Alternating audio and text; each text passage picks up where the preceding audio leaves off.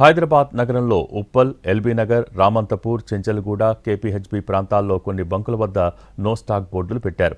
నిల్వలు నిండుకోవడంతో కామారెడ్డిలోని సిరిసిల్ల రోడ్డు, పాత జాతీయ రహదారిపై ఇండియన్ ఆయిల్ పెట్రోల్ బంకును మూసివేశారు.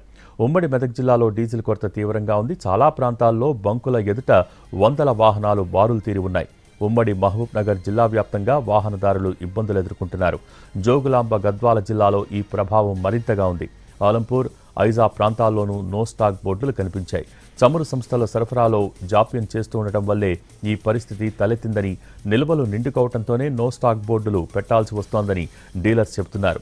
పెట్రోల్, డీజిల్ దొరకదనే వదంతులు, ధరలు పెరుగుతాయనే ప్రచారంతో అందరూ అవసరానికి మించి కొనటం కూడా పరిస్థితికి మరో కారణమని డీలర్స్ చెబుతున్నారు.